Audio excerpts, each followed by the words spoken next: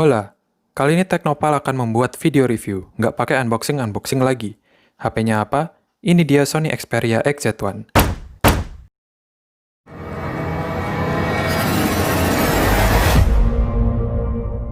Oke, kita akan membahas Sony Xperia XZ1. Iya, HP ini emang bukan HP resmi, bukan. Divisi Sony Mobile hengkang dari Indonesia udah dari tahun 2016. Kenapa Sony Mobile bisa cabut?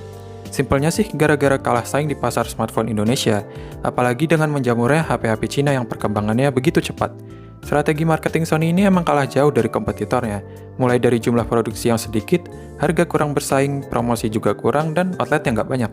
Karena ada slogan bagi para fanboy Sony yaitu No Sony No Party, HP ini masih menarik untuk dibahas. Sony Xperia XZ1 ini adalah sebuah smartphone yang menempati posisi flagship atau seri yang paling tinggi di saat rilis. HP ini dirilis pada tahun 2017 antara bulan Agustus sampai September.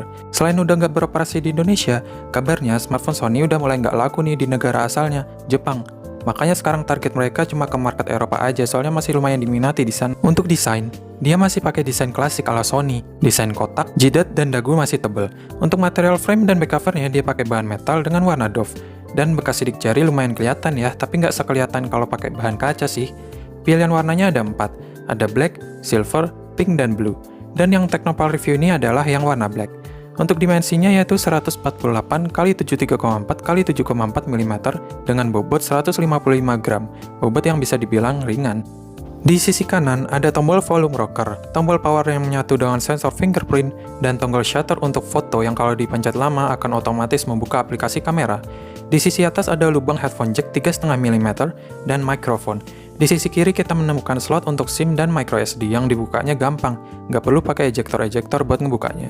Cukup dicongkel seperti ini dan kebuka, langsung nyatu dengan slot microSD. Untuk SIM tray-nya bukanya seperti ini, tinggal tarik aja. Ya, varian yang satu ini adalah single SIM, tapi ada juga varian yang dual SIM. Tak lupa juga ada garis antena di sisi kiri dan kanan. Kemudian di sisi bawah ada mikrofon dengan port USB Type-C. Loh, di mana speakernya? Speakernya ada di sisi depan dengan speaker stereo di atas dan di bawah. Yang di atas ini nyatu dengan earpiece untuk telepon tentunya. Speaker yang ada di depan ini enak loh, buat nonton, main game, atau dengar lagu. Suaranya langsung ngarah ke kita gitu.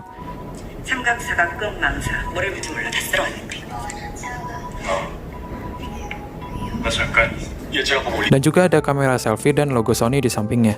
Lalu di sisi belakang ada single kamera yang desainnya bulat. Dan di sampingnya ada LED flash dan sensor termasuk sensor NFC di sini. Terus ada logo Xperia dan logo AU yang artinya ini HP Sony varian AU, yaitu perusahaan operator jaringan seluler di Jepang. Ya, kalau di Indonesia ini kayak Telkomsel, Excel gitu-gitu, dan SOV36 ini adalah nama HP-nya secara default. Layarnya berukuran 5,2 inci dengan resolusi Full HD yang sudah sangat cukup untuk pemakaian sehari-hari. Untuk jeroan di dalamnya, Sony Xperia XZ1 ini menggunakan Qualcomm Snapdragon 835 10 nanometer, 4 core Kryo 280 1,9 GHz, dan 4 core Kryo 280 2,45 GHz.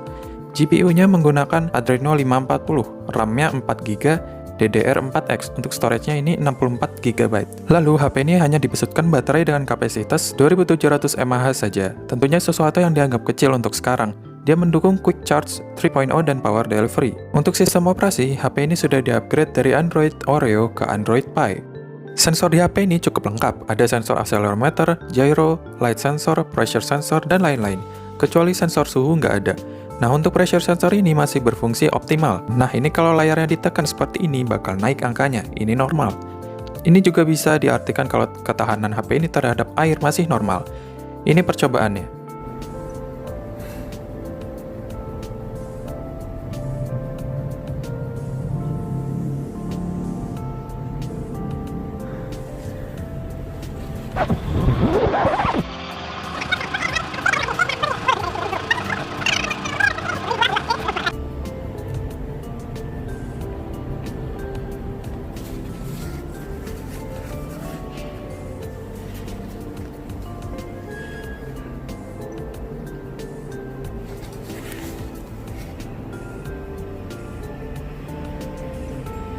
HP ini bersertifikasi IP68 tahan air hingga kedalaman 1,5 meter selama 30 menit. Lihat, masih aman?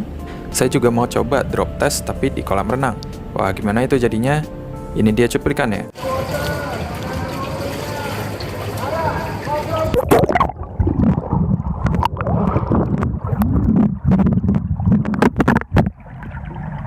1 minute 37 seconds later.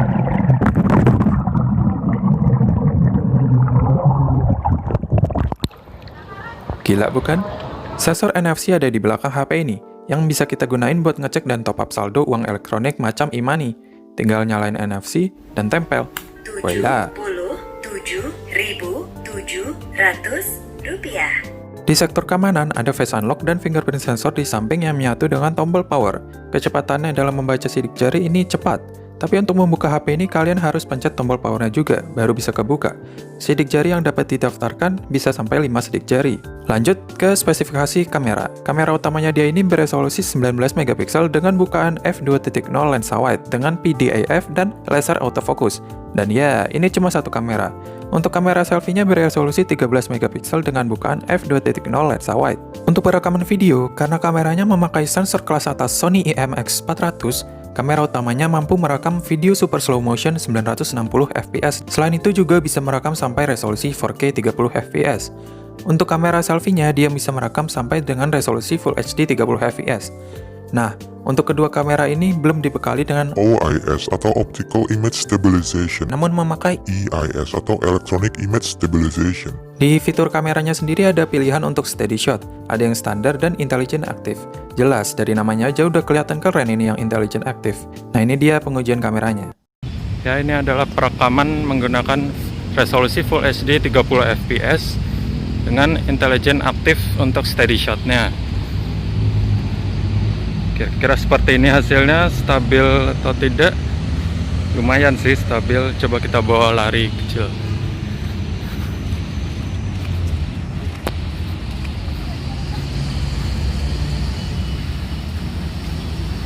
Untuk dynamic range-nya ya cukup. Nah, ini untuk perekaman dengan resolusi 4K. Kalau 4K dia tidak bisa intelligent active ya untuk steady shot-nya. Jadi hanya standar. Beda sama Full HD 30 fps yang tadi. Nah, kita coba bawa lari kecil.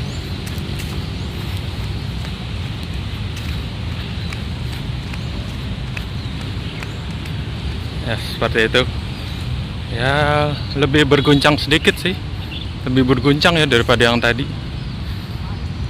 Nah, ini untuk perbandingan, yang sebelah kiri menggunakan steady shot intelligent active, sedangkan sebelah kanan menggunakan steady shot yang standar aja. Dia keduanya sama-sama di resolusi Full HD 30 fps. Audionya menggunakan audio bawaan dari Sony Xperia XZ1 ini. Kita coba bawa lari ya.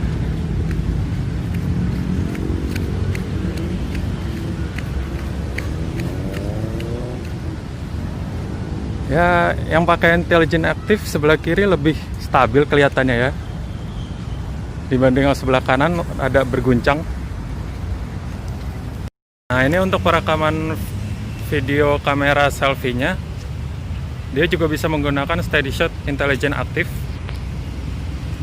Nah, kita coba bawa lari.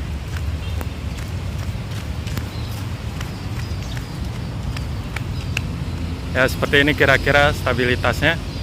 Audionya kita menggunakan mikrofon bawaan langsung dari Sony Xperia XZ1 ini. Cukup bagus sih warnanya.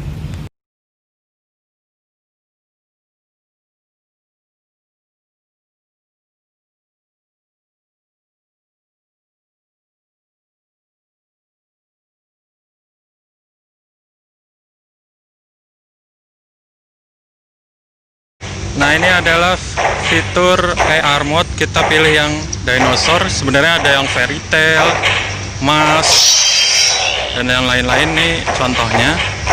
Ini bisa kita pindahin juga, gunungnya bisa kita pindahin, dinosaurusnya juga bisa digedein juga. Nah, kecilin aja deh. Imut-imut. Nah, ini adalah pilihan yang fairy tale, masih di AR mode juga. Fitur yang cukup lucu, tapi nggak tahu mau dipakai buat apa. Ya, lucu-lucuan aja sih. Nah, kan ini bisa dipindahin juga, bisa digedein. Wah, jadi gede sendiri si kuning.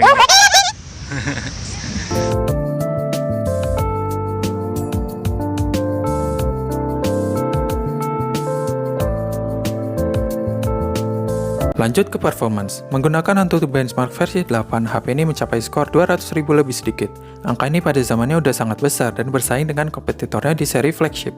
Skor ini terpaut satu peringkat di atas Samsung A51, HP Blackpink itu. Awesome screen, awesome camera, long-lasting battery life. Sedangkan di Geekbench 5, HP ini mendapatkan skor 376 untuk single core dan 1438 untuk multi-core. Skor single core ini mengalahkan Samsung Galaxy S8 dan Note 8, sedangkan skor multi-core-nya di antara kedua HP Samsung tersebut. Nah, bagaimana untuk gaming? Main PUBG Mobile defaultnya adalah grafik di HD dan frame rate di high. HDR Ultra bisa dan bisa juga setting ke smooth extreme. Rata-rata FPS yang didapat adalah sekitar 59-60 FPS. Ini lancar untuk main PUBG Mobile ya, tidak ada nge-lag. Untuk PES 2020, saya rasa ini HP masih oke. Nggak ada nge-lag apa-apa, nggak ada frame drop. Ini lancar jaya. FPS yang didapat juga sama, sekitar 59-60 FPS. Maradona, he gets past his man, a chance, it's Maradona! Lanjut ke pengujian baterai. Teknopal menguji HP ini untuk memutar video YouTube dengan konektivitas Wi-Fi dengan brightness layar kisaran 50%. Hasilnya mampu bertahan selama kurang lebih 11 jam. Rata-rata pemakaian saya sehari-hari, HP ini butuh setidaknya 2 kali ngecas setiap hari. Untuk pengecasannya dari 0 sampai full membutuhkan waktu sekitar 2 jam. 0 sampai 20% sekitar 12 menit, 20 sampai 80% sekitar 54 menit, dan 80 sampai 100% sekitar 63 menit. Kenapa 80% ke 100% begitu lama? Ya, begitulah mekanisme fast charging, cepat di awal, lambat di akhir, dimana untuk menyesuaikan suhu baterainya juga. Untuk Netflix, kita bisa menonton dengan resolusi maksimal Full HD dan mendukung HDR. Bikin kita betah jadinya buat nonton film. Untuk responsibilitas layarnya, kami tes main Real Drum rasanya enak sih, layarnya responsif dan tidak ada touch delay.